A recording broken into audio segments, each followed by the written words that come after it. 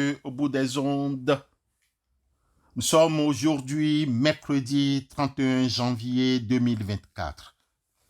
Dernier mercredi du mois de janvier, 5e mercredi de l'année 2024.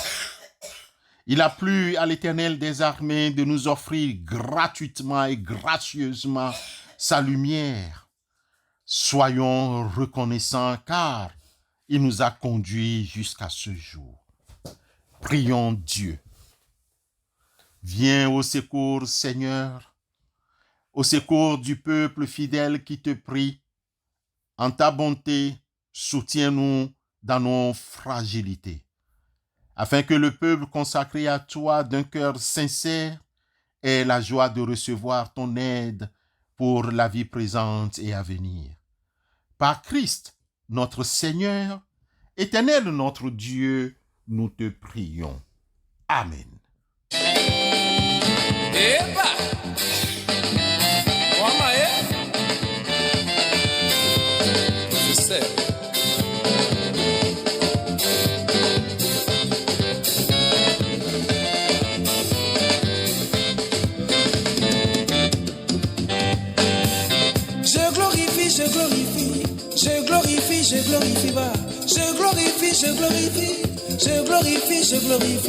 Je glorifierai mon Sauveur Jésus-Christ.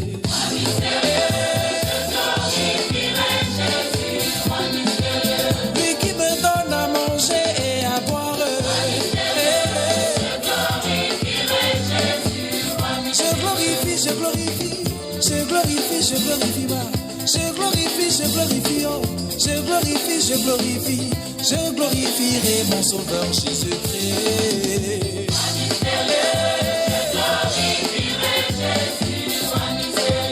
Lui qui me sauve des obstacles de ce monde. Chers bénis de Dieu, dans l'évangile selon Marc au chapitre 8, les versets 36 et 37, Jésus appelait la foule avec ses disciples. Il leur pose 2 questions importantes. Et que sert-il à un homme de gagner tout le monde s'il perdait son âme?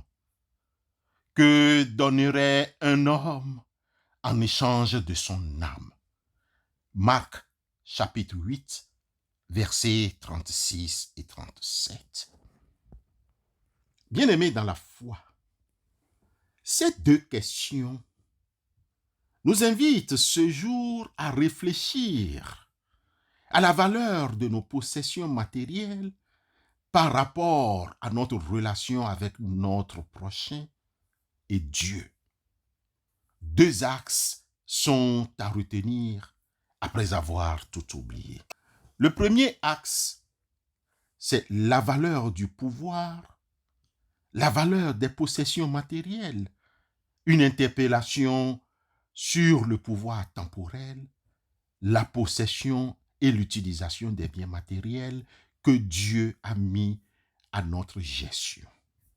Et le deuxième axe, c'est la valeur de l'âme. Chers frères et sœurs dans la foi, pour ce jour, nous prenons le premier axe, c'est-à-dire la possession matérielle et le pouvoir. Demain, si Dieu le veut, la révérende reviendra et nous parlera de la valeur de l'âme, notre deuxième axe. Les possessions matérielles et le pouvoir peuvent être nécessaires pour notre passage sur terre et la gestion de nos biens. Ils peuvent nous apporter confort, sécurité et satisfaction temporelle s'ils sont bien gérés. Bien-aimés, la preuve est que il existe une longue liste des personnages bibliques présentés comme comblés de biens matériels et de pouvoir. Prenons le cas de Abraham, par exemple, à qui le Seigneur a donné petits et gros bétail, argent et or. Genèse 24, verset 35. Prenons le cas de Jacob, par exemple, qui regorge de biens. Genèse 30, verset 43. Le cas de Salomon nous interpelle aussi. Le plus grand de tous les rois de la terre en richesse et en sagesse. 1 Roi 10, verset 23. Job, le plus fortuné de tous les fils de l'Orient. Job 1, verset 1 à 3. Néanmoins, les possessions et pouvoirs matériels ne sont pas essentiels à notre bonheur. Cette ambiguïté des richesses et du pouvoir matériel et de leur utilisation est au cœur du message prophétique de l'Écriture. Les prophètes bibliques ont dénoncé avec force l'inégale répartition des richesses, l'exploitation des pauvres, le luxe des riches et l'argent dont ils se servent à des fins contraires au dessein de Dieu. Qu'il s'agisse d'Amos dans son chapitre 2, le verset 6 à 8, de Michée dans son chapitre 2, les versets 1 et 2, ou d'Ésaïe 58, tout le chapitre, et bien d'autres encore, houspillent celles et ceux qui ont des fortunes matérielles et financières, fortunes acquises aux dépens des petits et des pauvres, fortunes matérielles et financières ayant pour source l'injustice au détriment des pauvres. Bien-aimés, ces fortunés du pouvoir et du matériel dénaturent ainsi la réalité du peuple de Dieu dans sa vocation à l'unité et à la communion fraternelle. Dans ces versets 36 et 37 de l'évangéliste Marc chapitre 8, Jésus, le prophète par excellence, met en lumière la responsabilité de chacun dans la gestion de ses biens matériels, la gestion du pouvoir politique et temporel. Jésus s'oppose également à l'idée que la possession des richesses serait un signe implacable de bénédiction divine. Et je vous déclare encore ceci. Il est difficile à un chameau de passer par le trou d'une aiguille, mais il est encore plus difficile à un riche d'entrer dans le royaume de Dieu. Matthieu 19, verset 24. Malheureusement, il est plausible de noter une dynamique irréversible, car celui qui désire avoir toujours plus et l'instinct de posséder l'emporte trop souvent sur le respect du droit. Dans ce sens, ceux qu'on vole, exploite, n'ont même pas la possibilité d'obtenir réparation, puisque la justice est elle-même corrompue. N'est-ce pas ce que dénonce le prophète Amos dans son chapitre 8, les versets 4 à 8? Bien-aimés, eu égard à tout ce qui précède, il faut savoir retenir que lorsque nous nous attachons trop à nos possessions matérielles, au pouvoir temporaire, nous risquons de perdre de vue ce qui est vraiment important dans la vie. Exploiter honteusement et au détriment des autres peut nous nuire. Utiliser abusivement le pouvoir et les possessions matérielles qui nous sont confiées peut nous nuire, surtout si nous leur accordons trop d'importance. Nous pouvons devenir matérialistes, égoïstes et avides. Nous pouvons aussi devenir malheureux, car nous n'arriverons jamais à être satisfaits de ce que nous avons. Frères et sœurs dans la foi, certaines personnes ou un groupe d'individus ont l'argent. Ils ont le pouvoir, mais il leur est impossible de faire justice et de rendre leurs prochains heureux. Le pouvoir et l'argent sont devenus leurs maîtres. Alors, qu'en est-il de leur âme? Notre Dieu bénit les efforts de ceux et celles qui s'évertuent à faire sa volonté. Psaume 1, versets 2 et 3. Dieu nous donne la force et les ressources nécessaires pour affronter les épreuves, subvenir aux besoins de leur famille et chercher d'abord son royaume. Psaume 37, verset 25. et ses parallèles. Ainsi, au lieu de considérer les biens matériels comme l'aspect principal de la bénédiction de Dieu, nous, chrétiens, nous devons nous efforcer à être riches en belles œuvres, en entretenant des relations étroites avec le Créateur et nos frères et sœurs. Amassons en lieu sûr, recommande à ceux qui possèdent des richesses en ce monde de se garder de toute arrogance et de ne pas fonder leur espoir sur la richesse, car elle est instable. Qu'ils placent leur espoir en Dieu qui nous dispense généreusement toutes ces richesses pour que nous en jouissions. Recommande-leur de faire le bien, d'être riches en bonnes œuvres, d'être généreux et de partager avec les autres. Ils s'assureront ainsi pour l'avenir un beau capital placé en lieu sûr afin d'obtenir la vraie vie. 1 Timothée chapitre 6, versets 17 à 19. À demain pour la suite. Amen.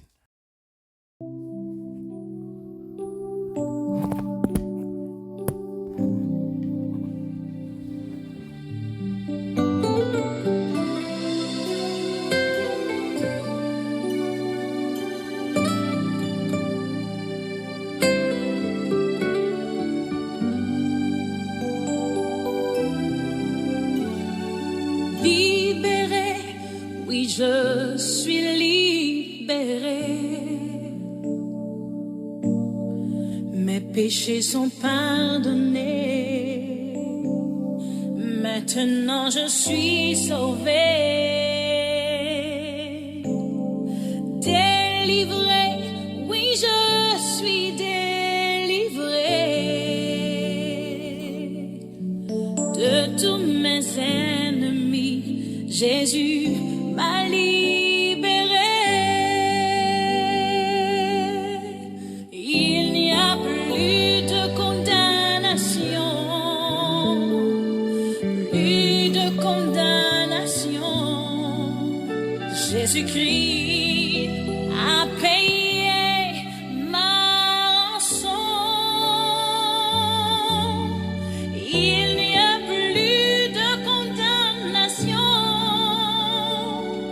Plus de condamnation, je suis libérée, rachetée en son nom.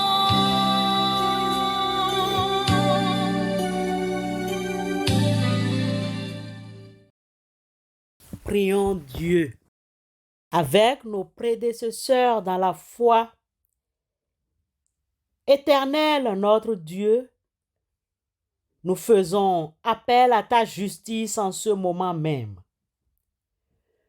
Nous avons confiance que tu es juste et que tu feras en sorte que ta justice s'exécute sur la terre. Certains groupes d'hommes et de femmes ont l'argent et le pouvoir, puis briment les autres. Nous te prions pour ta justice en ce moment même. Certains volent les contribuables, pillent ta richesse, alors qu'à côté d'eux, il y a d'autres qui souffrent et manquent de tout. Seigneur, nous te prions pour ta justice en ce moment même. Nous te prions pour ton secours, que ton règne vienne, que ta volonté soit faite sur la terre comme au ciel. Montre ta justice, Seigneur Dieu. Nous te louons pour ta justice. Nous te louons d'être le juste juge de toute la terre. Tu feras ce qui est juste. C'est pourquoi nous faisons appel à ta justice dès maintenant par nos prières. Ô Dieu, s'il te plaît, mets fin à l'injustice sur la terre des vivants. Mets fin à l'insolence de celles qui usurpent le pouvoir et briment les autres. Seigneur, s'il te plaît, mets fin à la traite des êtres humains sous plusieurs formes dans le monde qui nous entoure, à l'oppression qui accompagne la pauvreté et à la façon dont les abus de pouvoir y contribuent, ainsi qu'à l'égoïsme et à l'orgueil qui y contribuent. Ô notre Dieu, nous t'implorons de défendre les pauvres et les nécessiteux par ta justice. Seigneur, nous prions pour que cessent les conflits et les divisions raciales. Nous détestons ces injustices que nous voyons et vivons de plusieurs façons. Seigneur, nous prions pour que la justice et ta droiture règnent au nom de Christ Jésus, notre Rédempteur. Amen.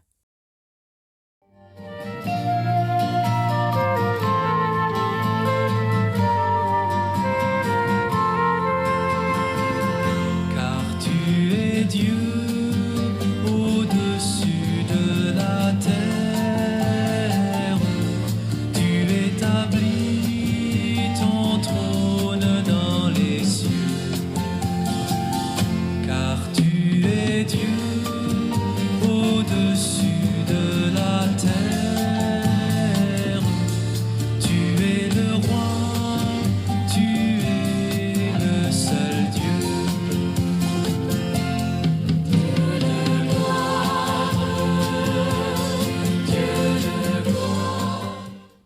Recevons la bénédiction et le mot de sanctification de la part du Seigneur. Seigneur, purifie, sanctifie le corps et l'âme de tes enfants. Que ta bénédiction venant de l'Esprit Saint suscite en nous le repentir, afin que nous renoncions aux plaisirs mauvais. Bénis tes enfants dans ta douceur par le Christ notre Rédempteur. Éternel notre Dieu, bénis-nous. Amen.